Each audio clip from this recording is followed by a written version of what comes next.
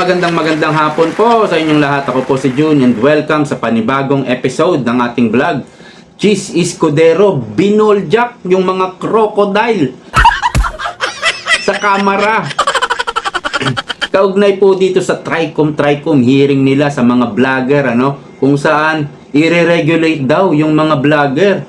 At may naririnig pa tayong franchise. Ito Jollibee, McDo.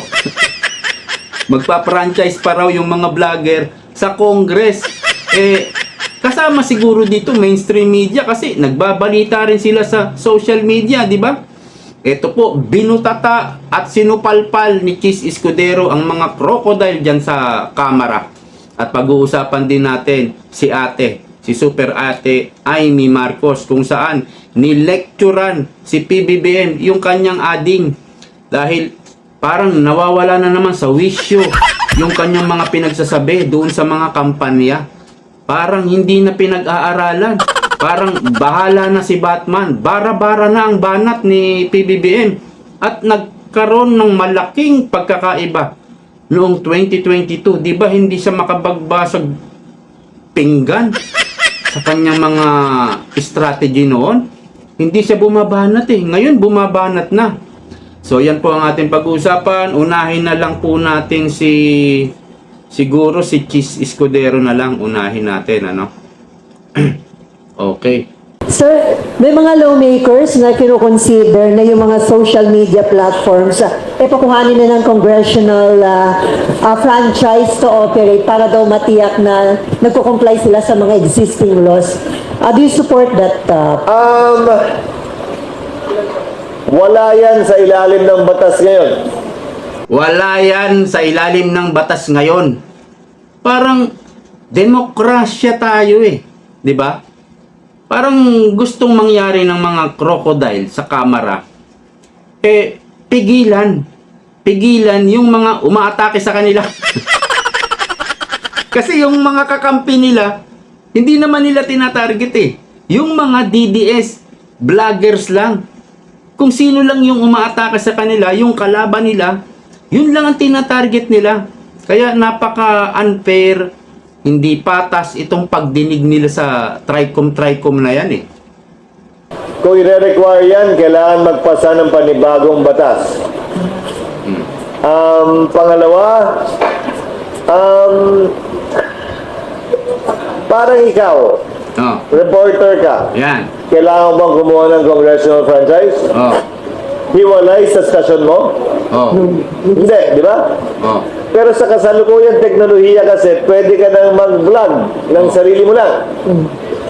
So by analogy, ganun ba talaga yung gusto natin? Gusto ba nating limitahan yung nagbibigay sa atin ng impormasyon o gusto nating dumami yun? Ayun. Gusto ba nating limitahan? Yun ang gusto ng mga buhaya dyan sa kamera. At syempre, may nag-utos dyan. Pero mamaya na natin tutukuyin kung sino yan. Yun ang gusto nila, limitahan. Dahil apektado sila Kasi, mahirap din sagutin yung mga umaatake sa kanila. Kasi kung totoo yung sinasabi, ang hirap sagutin nun. Kahit anong dahilan, katwiran mong sagot, hindi mapapaniwala yung sambayanan, yung mga tao. Hindi mo mapapaniwala Kasi totoo yung sinasabi Totoo yung atake sa'yo. Kahit anong dahilan, katwiran, ang isagot mo, mahihirapan ka ng kunin yung simpatya ng taong bayan. Depende sa magiging polisiya ng pamahalaan. Para daw, sir, ma-regulate kasi maraming umaabuso, involved sa mga misinformation, mga fake news. Admittedly, but for as long as it does not constitute what we call prior restraint. Because prior restraint is prohibited by the Constitution. Naintindihan nyo? Prior restraint. Ibig sabihin, gusto nilang supilin yung malayang pamamahayag, yung freedom of speech, gusto nilang pigilin. That is prohibited by the law. Ipinagbabawal po yan ng batas. Kanya nga nilagay ang freedom of speech na yan Kaya nga tayo demokrasya. Dahil mayroon tayong kalayaan sa ibang bansa, sa Amerika, napakatindi ron. Yung mga tao ron, mga nagbablog doon, yung mga nagbibideo ron, talagang minumura si Trump. Mas matitindi sa Amerika. At sabi ni Harry Roque, tayo na lang yata ang may libel case. May cyber libel case. Sa ibang bansa, wala nang libel. Hindi na uso sa kanila yan. Of course, sa kagaya ng North Korea, mga mahihigpit, doon aarestuhin ka na lang. Pag binanatan mo yung pinuno nila, si Kim Jong-un, yung pangalan nun. Pero sa ibang bansa, wala na po yung libel case. Sa atin na nga lang daw, sabi ni Harry Roque. Tuloy nga natin. Number two, the Constitution is specific, not only with respect to prior restraint, but with a specific provision. No law shall be passed abridging the freedom of speech, of expression, or of the press. Now, no law shall be passed tungkol po sa freedom of speech, freedom of the press, etc. Wala ka nang dapat idagdag dyan. Hindi mo na pwedeng i-amend yan. Nakapix na yung batas na yan. Hindi mo na pwedeng kalkalin yan. Ano pang ginagawa? Ano pang mga sinasabi ng mga congressman dyan sa Kamara na franchise, i-regulate? Parang pinipigilan mo yung malayang pamamahayag ng mga tao. Kahit hindi vlogger pwede kang mag-post sa Facebook, no? Mag-type ka doon, i-post mo yung gusto mong sabihin sa isang politiko, sa gobyerno. Ibig sabihin, bawal na rin yun. Kapag ikaw ay magpo-post sa Facebook, kukuha ka pa ng franchise, nire-regulate na rin yun.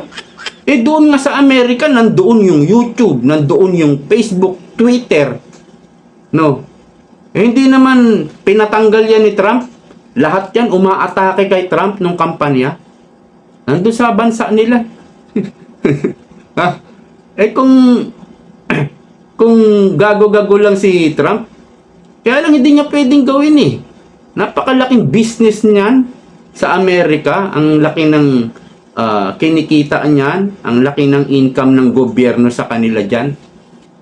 Pero, biktima rin si Trump. Pero ano ginagawa ni Trump? Nag-alboroto ba na ganyan na parang mga buaya dyan sa Congress? Kasi dumadami, naaapektuhan sila. Kaya gumagawa sila ng paraan, di po ba? Tapusin na natin. now that phrase, speech, expression, and press, already has a different meaning given the internet. Dati ang ibig sabihin na niyan, radyo, dyaryo, TV. Ngayon, malawak na ang ibig sabihin niyan dahil sa internet at iba't ibang social media platforms. So, it will have to stand constitutional scrutiny kung ano man yung batas na ipapasa ng Kamara kaugnay. Kailangan daw constitutional scrutiny ang mangyayari. Kumbaga, matinding pagsisiyasat, matinding panggigisa ang gagawin mo sa konstitusyon para maipasok mo yung agenda mo. Hindi nga po pwedeng galawin na yan Kumbaga, ano na yan May prohibition na dyan na hindi na pwedeng amyendahan yan. Tuloy. Sa bagay na yan. But with one glimmer of hope. Sino mang mahilig sa social media? At halos lahat tayo yun. Okay, correct. Tinamaan na rin naman tayo ng fake news Whether sumakay tayo sa isang balitang pinaniwalaan natin tungkol sa atin o sa ibang tao man. So mapanuri na rin naman lahat ng mahilig sa social media. Correct. At siguro napakaliit ng tingin natin sa ating mga kababayan para sabihin lamang na sila'y lumulukso, tumatalon at sumasakay agad sa anumang nababasa nilang balita, saan man galing ito. I think we should not belittle our people in relation to being...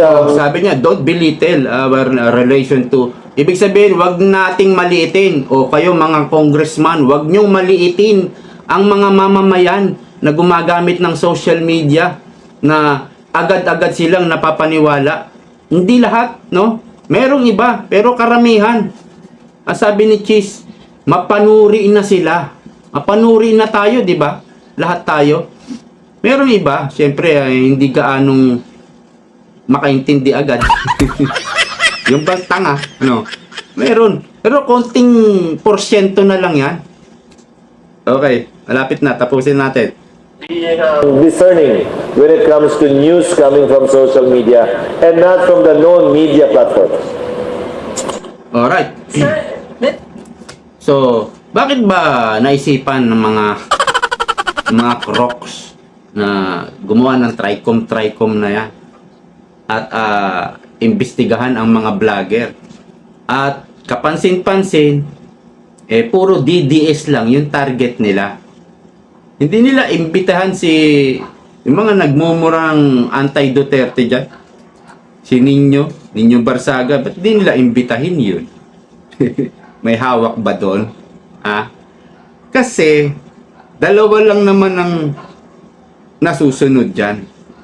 Hindi po pwedeng pangunahan ng mga congressman si speaker. No? Magsasagawa ako ng ganito. Hindi po pwede. Kailangan magpaalam ka muna. Kung approve, okay. No? Kaya lang, sila talaga ang tinatamaan ngayon. PBBM, no? Mr. President at si Mr. Speaker. Sila talaga. So, ang niisip ko, sila yung may utak ng TRICOM na to. Sila yung nagpapakilos dyan. Kasi nga, sila yung apektado. Ang tindi ng mga AI ngayon, di ba? Ang tindi. Makikita mo, talagang apektado sila at lumalaganap ito. No?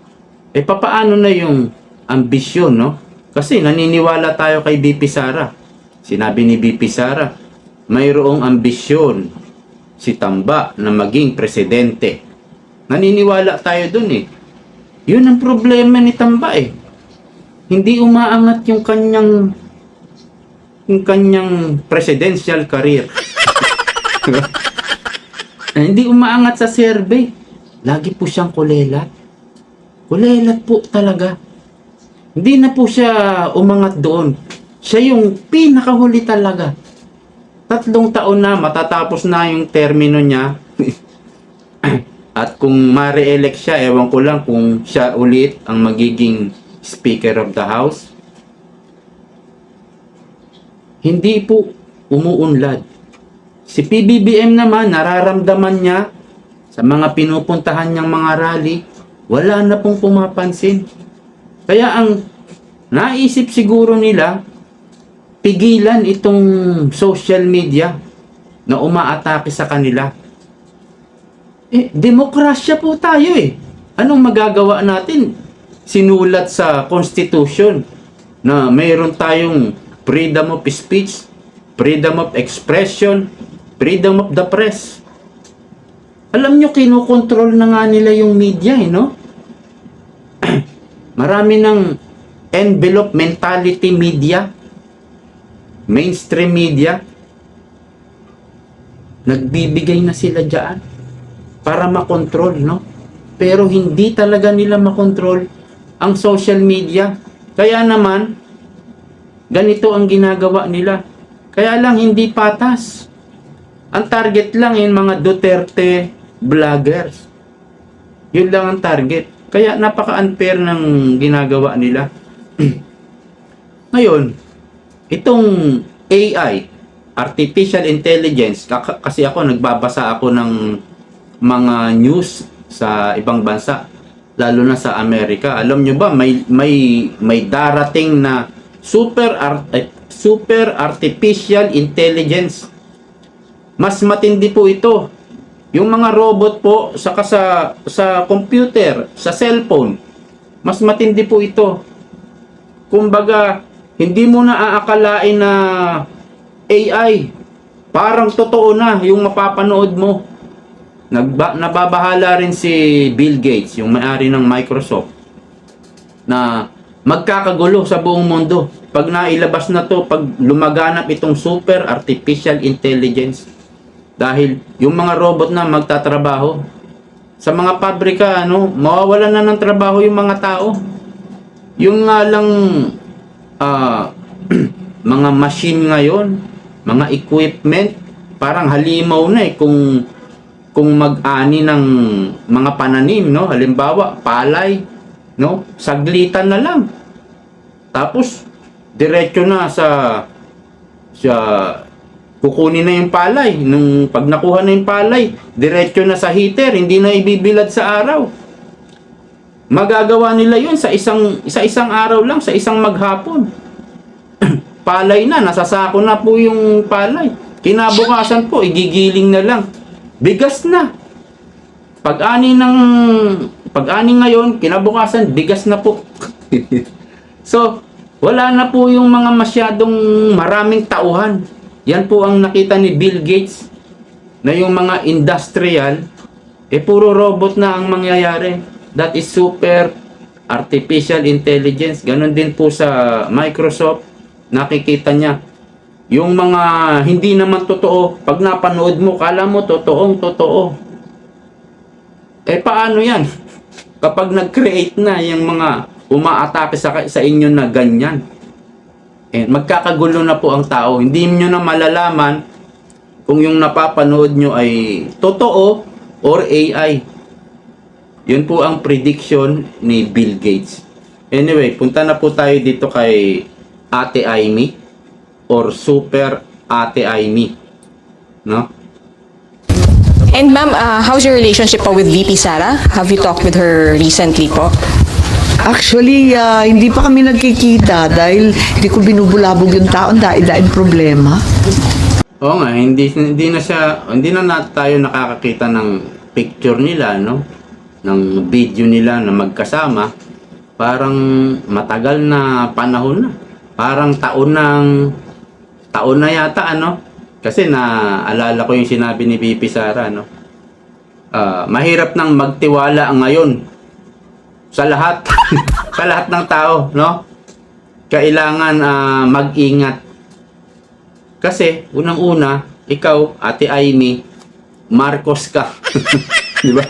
Parang ang hirap na pagtiwalaan ngayon ng Marcos. So, syempre nag-iingat yung VP namin, no? Gaano ka-importante sa inyo ma'am yung endorsement ng Pangulo? Well, definitely, importante. Pamilya kami, no? Magkapatid kami. So, sa kabila ng aking pagtutunggali sa ibang polisiya, hindi naman kami nag-aaway kailanman. Kaya suportado ko naman siya lagi at inaasahan ko maging matagumpay ang kanyang administrasyon. Ang target ng alyansa. Syempre kapatid niya yun eh. At saka hindi po pwedeng isnabing niya si PBBM dahil hindi siya iboboto ng mga loyalista. Still, namamangka talaga sa dalawang ilog itong si Ate Amy. Hindi naman siya pwedeng bumira rin sa mga Duterte. Kumbaga, ngayon nga, nabawasan na yung mga boboto sa kanya na mga DDS. Nabawasan na. Pag hindi niya pa pinansin si PBBM, kapag tinalikuran niya, talagang matatalo siya sa election na to. Ng alyansa 12-0, sa tingin nyo doable o malabo yan? Marami ring malalakas na kandidato eh. Yung sa mga pinag-video kanina na Imposible po yun. Si Bongo nga, number 2 na dito sa Pulse Asia Survey nako. hindi kayo conforme, hindi kayo naniniwala sa ibang binabanggit sa entablado ng alyansa. Which particular topics kapag Well, as a general rule, ayoko kasi nagbabanatan sa eleksyon. Para sa akin, very self-defeating and unconstructive. Yung bira ng bira, mas maganda para sa akin, ipaliwanag mo kung ano ang nagawa mo at ano pa ang plano mong gawin para makatulong sa tao, para iboto ka. Tama! Correct! Dapat ibulong mo yan kay ading mo. Kasi hindi yata nakikinig sa ate niya itong si PBBM. Marami na rin sinabi si Ate Amy, di ba? Tungkol na lang sa budget, yung AKAP, ayaw niya, tinanggal niya nga yung AKAP. Pero pinirmahan pa rin yung AKAP ni, di ba? Sabi ni po ni Mr. President, sabi ng ate nyo, mas maganda na ang sabihin mo, yung mga nagawa mo, mga accomplishment mo, 'di ba? Sabihin mo, yun ang hindi ayaw ni Ate Amy ng mga batuhan ng putik. Sabihin mo, ipagmalaki mo yung mga, teka, wala ka nga palang nagawa, ano? Yun nga po ang problema, Ate Amy. Ha? Hindi mo kasi naiintindihan eh. Wala ngang maipagmalaki yung ading mo. Paano yan? 3 taon na, tandang-tanda ko. Noong panahon ni Pangulong Duterte, 2019, di ba? 3 years siya. Hindi pa ako nagbablog nun. Huminto pa ako sa Skyway eh. Sa Skyway ba yun? O tama. Huminto pa ako ron. Pinicturean ko pa eh, nung ginagawa yun eh. Kailan ba natapos yun? Basta ginagawa pa lang siya, huminto ako. Ang dami nang naipapagawa ni Pangulong Duterte, yung Cebu, Cordoba, yung tulay doon. May mga poste-poste na, ang dami ko nang napanood na vlog doon. Tapos yung mga seaport, airport, railway, ang dami na pong nagawa, 3 taon pa lang. Hindi ko po yun makakalimutan. Dito nga po sa amin, sa Bulacan, ang daming nagsulputan ng mga bypass road. Talagang ang ganda na nung nung inupuan ni PBBM. Pagpapatuloy na lang, no? Kasi yung bypass road dito planado na. Kumbaga, na-clear na yung right of way. Yung mga lupa na tatamaan, nabili na, okay na. Ipagpapatuloy na lang eh. Meron namang isa rito pinagpapatuloy. Yun naman talaga ang dapat gawin, no? Wala ka nang kahirap-hirap, hindi nasasakit kumbaga yung ulo mo. Ang problema ngayon wala siyang bagong project. Kasi yung mga hindi nga natapos, suwabe na yun napakadali na no. Popondohan na lang yan Popondohan na lang. Tas unti-unti nang matatapos. Dapat nag-isip na siya ng mga bagong project. Wala. Kaya po, ganyan na lang po ang ginagawa ng ading nyo, Ate Amy. Maninira na lang, yung aatake na lang, babatuhan na lang ng putik, kasi walang maipagmalaki yung inyong kapatid. Kaya, yan yung way ng kampanya niya. Tuloy nga natin. Ma'am, yung binabanggit po ng mga kasama niyo sa alyansa, several of them already said that they're pushing and binanggit natin said 12-0. Kayo po ba, do you also wish na 12-0 din from alyansa yung mananalo? Well, medyo sentimental ako, no? Kasi may kasamahan ako na kumampanya noong 2019. Sama-sama kami ni Bongo at saka ni Bato. So, parang wala, magkakasama kami sa Senado, magkasama kami sa kampanya. Tapos, yun nga, yung sinasabing 12-0, hindi ko alam. Mahirap po yun. Hindi po mangyayari yun. Sigurado po ako. Unang-una, si Bongo nga number 2 na Si Bato lumalaban, number 10 ngayon sa Pulse Asia. Meron pang Willie Rebillame. Pasok din po Pang number 8 yata, number 7 si Willie Rebillame. Paano si Ben Tulfo? Tignan niyo si PBBM. Sinasabi niya, straight 12-0. Nandun si Erwin Tulfo Senador din si Rapi Tulfo. Kumakandidato yung kapatid nilang independent si Ben Tulfo Di ba? Sa loob-loob ni Erwin Tulfo habang nakikinig kay Presidente, sinasabi 12-0. Hindi ako papayag 12-0. Hindi maisasama yung kapatid ko, si Ben Tulfo. Di ba? Hindi, kapatid mo yun Siyempre gusto mong manalo yun. Kumbaga kontra ka sa 12-0. Pag nangampanya yung mga yan, o nagsolo ng kampanya, si Erwin Tulfo, o kaya dalawa sila magkapatid, boto nyo kami. Hindi na 12-0 yung kampanya ni Erwin Tulfo. Hindi kasi nag-iisip din. Parang hindi. Ang hirap naman ng ganito. Kumbaga sa kampanya, parang may conflict, no? Conflict talaga eh. May salungat, may pagtatalo, parang questionable. No? Itong kampanya ni PBBM. Si Willie Rebillame, pumipwesto eh. Pasok po sa top 12 eh. Sino pa? Si Bato, nandun pa rin. Si Bongo nga, number 2 na eh. Kaya imposible po yung 12-0 na yan. Pero, in the history of the election, sa midterm, talagang ang namamayagpag po talaga administrasyon. Dahil they have the whole resources. Nasa kanila lahat. Nasa kanila lahat ng pera ng bayan. Hawak nila yung pera ng bayan. Kaya, lahat po ng eleksyon ng midterm, talagang, sabi nga 8 to 10 senators. Kapag midterm ang eleksyon, 8 to 10 senators daw ang nananalo sa administrasyon. Tignan po natin kung hindi mabali itong history na to. No? So, tignan natin, baka magkaroon ng bagong history.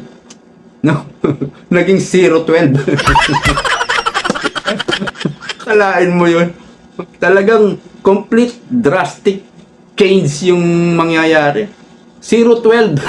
Walang nanalo sa senador ni PBBM.